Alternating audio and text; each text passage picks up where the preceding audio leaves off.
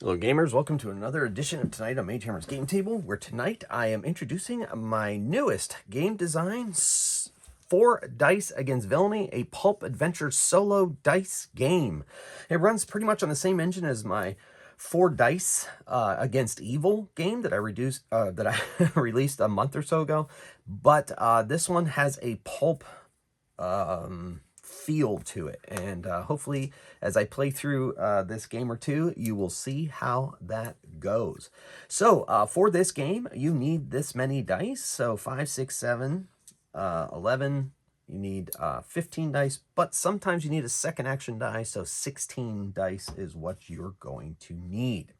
Now, this game is a group of pulp heroes that have been thrown together to help find 5 MacGuffins that a villain is trying to gain so that he can do destruction upon the world, and the heroes must stop him and his minions from doing so by going to various locations and fighting off various hazards in the form of death traps, thugs, agents, the villain's agents, and also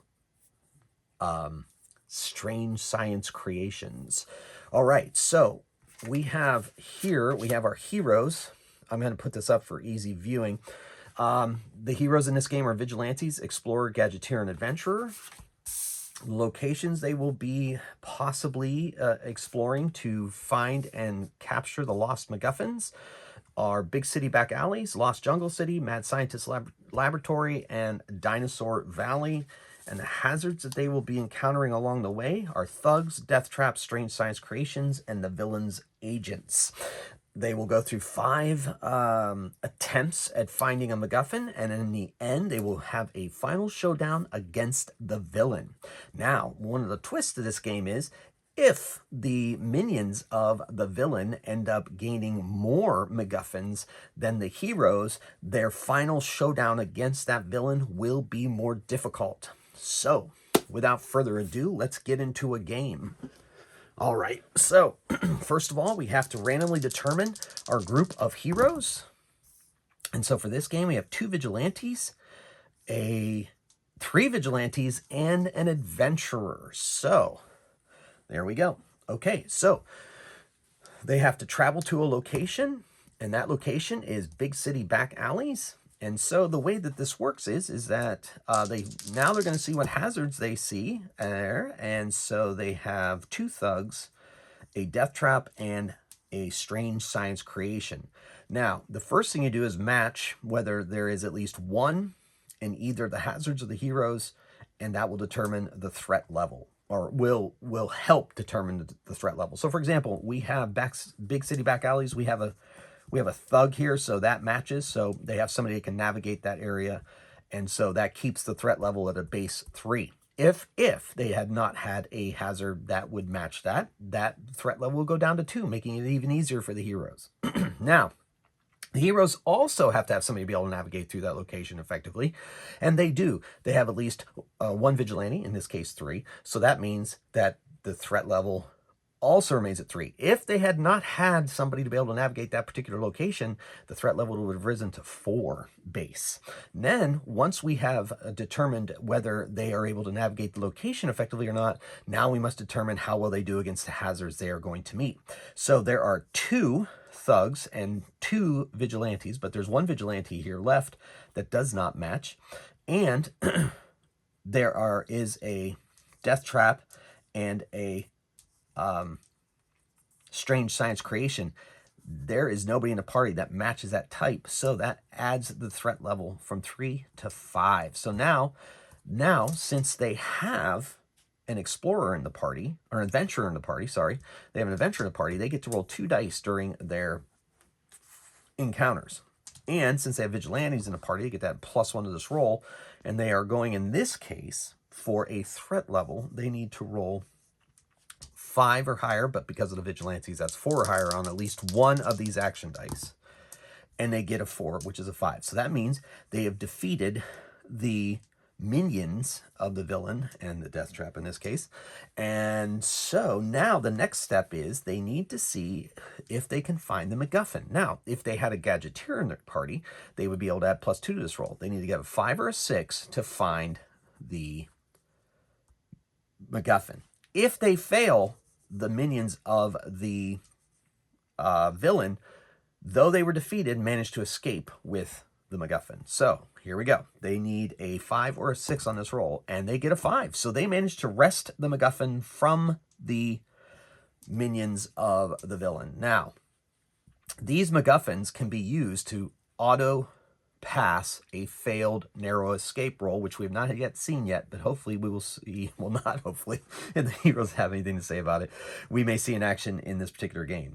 Okay, moving on to the second location and MacGuffin. Once again, we are in the big city back alleys.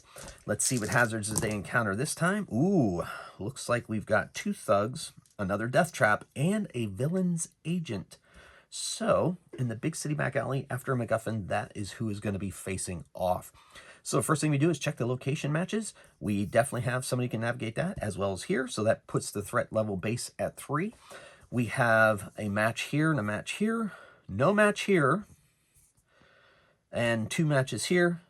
All right, so we got 1 here that is not matched by someone in the hero party. So, that brings the threat level up to 4. Now, because of vigilantes in the party, we only need a 3+ to be able to defeat them. And we did. Now, do they get the MacGuffin? They need a 5 or 6 on this roll, and they don't. So that goes to the minions, and they escape with the MacGuffin. Now, into the third encounter. That's going to put us in Dinosaur Valley. Okay. So let's see what hazards they find, the heroes find in the Dinosaur Valley. They find 2 strange science creations, a thug, and a villain's agent. So that means we check. So there's a 6 here and a 6 here. So there's somebody to navigate the location effectively. So that keeps the base level at 3. There's at least 1 thug. There's no match for the strange science creations. There's no gadgeteer to help navigate that. However, there is a match on the adventurer.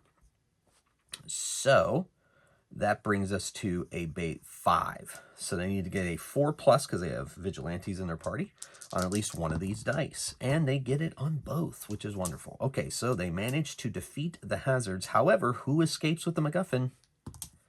And it is the bad guys. The villain's minions escape with the MacGuffin. Now, on to the 4th encounter. This time it's taking place in a mad scientist laboratory. Is the mad scientist home? We shall see. Yes, well, he isn't. The strange science creations are there with 2 thugs and a villain's agent. So now we check so they do not have a gadgeteer, so that raises the threat level to 4. They do have a strange science creation here, so it's at 4. Now we match. They match the 2 thugs. They do not match the strange creation, but they do match the agent. So that brings up to 5. So they need a 4+ on at least one of these dice, and they don't get it. Now we go to the narrow escape. We need to be able to narrow escape before they can face them again. And so, because they do not have an explorer in their party, they do not get +2 to this roll. They need a 5 or 6, and they get a 6, so that helps. They manage to narrowly escape, so they get to make yet another danger test against these hazards. And they need a 5 or a 4+ on one, and they don't get it. So they have to make a narrow escape, and this time they do not. So I either remove a hero from the party for the rest of the game, or we can spend the MacGuffin to prevent that from happening. So we're going to do that. MacGuffins can only be spent once per encounter. So they use the MacGuffin to help them. And so they need a 4+, and finally they get it. They finally are able to defeat these hazards. Now let's see if they grab the MacGuffin before them. Now we rolled a 3. There's no gadgeteer here to help with +2, so that means once again, unfortunately, the minions of the villain managed to escape. Though they overcame the danger and the encounter and the hazards, the minions managed to escape with the MacGuffin. All right, and the 5th encounter is going to take place in the Lost Jungle City. That's where the last MacGuffin is, and the hazards that will be found there are a villain's agent and 3 thugs. Okay. So there you go. And so let's check. They do not have someone to navigate that the Lost Jungle City, nor do they. So that puts the threat level 2, but pops it back up to 3. So we're at a 3 base. There are, so they're all matched to 3. Ooh, this is going to be pretty easy for our group. They just need a 2+, and they get it. So they managed to defeat the agents of the minions of the villain. And now let's see, however, how effective they are. Yes, and they managed to actually wrest away the MacGuffin from them and leave the Lost Jungle City. Now, this brings us to the final showdown, which will consist of 2 phases. The first one is they must overcome the death traps in the secret lair. At this point, that is set to 3. If you'd like to increase the difficulty of your game, you can make it 4 to 6, I would say. But 3 is what is based in the base of the game. All right, so they need a 4 or higher. The death traps threat levels are 4. Now, if they had an explorer in the party, they'd be able to roll 2 dice for this, but because they do not, they only get to roll 1, and they need to get a 4. They still get the vigilante bonus to this, and they don't get it against the first layer of death traps. So they need to make a narrow escape roll, and they do not. So they can either spend one of their MacGuffins or they can lose a party member. Now, because these MacGuffins are going to reset before they go against the villain himself, they are just going to spend one to prevent that from happening. Now, once again, they need a 3+. They get it. Now they need to get through 2 more layers of death traps, and they don't do it. Their danger test does not get through, so they must make a narrow escape roll, and they narrowly escape that second death trap, but they still have not yet defeated it, so they need to make another danger test, and this time they do. Now they're on the 3rd layer of death traps, and they do. They need a 4. They got a 3+, so they defeat that layer of death trap. Now that brings us to the final showdown against the villain.